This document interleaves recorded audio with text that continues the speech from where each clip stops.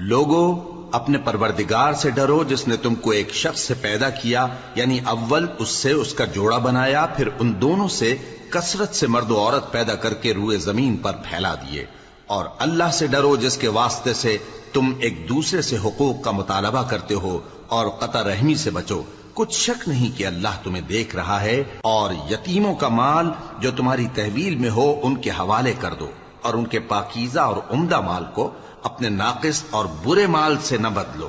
اور نہ ان کا مال اپنے مال میں ملا کر کھاؤ کہ یہ بڑا سخت گناہ ہے۔ اور اگر تم کو اس بات کا خوف ہو کہ یتیم لڑکیوں کے بارے میں انصاف نہ کر سکو گے تو ان کے سوا جو عورتیں تم کو پسند ہوں، 2 یا 3 یا 4 ان سے نکاح کر لو۔ اور اگر اس بات کا اندیشہ ہو کہ کئی عورتوں سے انصاف نہ کر سکو گے تو ایک ہی عورت سے نکاح کرو یا باندی سے تعلق رکھو جس کے تم مالک ہو، اس طرح تم بے انصافی سے بچ جاؤ گے۔ اور عورتوں کو ان کے مہر خوشی سے دے دیا کرو، ہاں اگر وہ اپنی خوشی سے اس میں سے کچھ تم کو چھوڑ دیں تو اسے مزے سے کھا لو۔ اور کم عقلوں کو ان کا مال جسے اللہ نے تم لوگوں کے لیے سبب معیشت بنایا ہے مت دو، ہاں اس میں سے ان کو کھلاتے اور پہناتے رہو اور ان سے معقول بات کہتے رہو۔ اور یتیموں کو بالغ ہونے تک کام کاج میں مصروف رکھو اور جانچتے رہو، پھر بالغ ہونے پر اگر ان میں عقل کی پختگی دیکھو تو ان کا مال ان کے حوالے کر دو، اور اس خوف سے کہ وہ بڑے ہو جائیں گے، یعنی بڑے ہو کر تم سے اپنا مال واپس لے لیں گے، اس کو فضول خرچی اور جلدی میں نہ اڑا دینا۔ اور جو شخص آسودہ حال ہو اس کو ایسے مال سے قطعی طور پر پرہیز رکھنا چاہیے، اور جو ضرورت مند ہو وہ مناسب طور پر یعنی بقدر خدمت کچھ لے لے۔ اور جب ان کا مال ان کے حوالے کرنے لگو تو گواہ کر لیا کرو، اور حقیقت میں تو اللہ ہی گواہ اور حساب لینے والا کافی ہے۔ جو مال ماں باپ اور رشتہ دار چھوڑ مریں، تھوڑا ہو یا بہت، اس میں مردوں کا بھی حصہ ہے اور عورتوں کا بھی، یہ حصے اللہ کے مقرر کیے ہوئے ہیں۔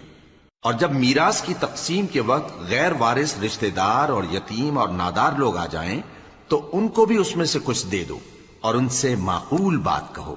اور ایسے لوگوں کو ڈرنا چاہیے جو ایسی حالت میں ہوں کہ اپنے بعد ننھے بچے چھوڑ جائیں اور ان کو ان کی نسبت خوف ہو کہ ہمارے مرنے کے بعد ان بیچاروں کا کیا ہوگا۔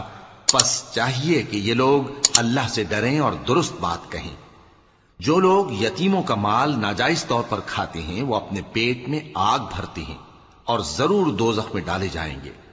اللہ تمہاری اولاد کے بارے میں تم کو ارشاد فرماتا ہے کہ ایک لڑکے کا حصہ 2 لڑکیوں کے حصے کے برابر ہے، اور اگر اولاد میت صرف لڑکیاں ہی ہوں یعنی 2 یا 2 سے زیادہ تو کل ترکے میں ان کا 2/3 ہے، اور اگر صرف ایک لڑکی ہو تو اس کا نصف ہے۔ اور میت کے ماں باپ کا یعنی دونوں میں سے ہر ایک کا ترکے میں 6واں حصہ ہے، بشرطے کہ میت کی اولاد ہو۔ اور اگر اولاد نہ ہو اور صرف ماں باپ ہی اس کے وارث ہوں تو 1/3 ماں کا حصہ ہے، اور اگر میت کے بھائی بھی ہوں تو ماں کا 6واں حصہ ہوگا۔ اور یہ تقسیم ترکہ میت کی وصیت کی تعمیل کے بعد جو اس نے کی ہو یا قرض کے ادا ہونے کے بعد جو اس کے ذمے ہو عمل میں آئے گی۔ تم کو معلوم نہیں کہ تمہارے باپ دادوں اور بیٹوں اور پوتوں میں سے فائدے کے لحاظ سے کون تم سے زیادہ قریب ہے۔ یہ حصے اللہ کے مقرر کیے ہوئے ہیں، اور اللہ سب کچھ جاننے والا ہے، حکمت والا۔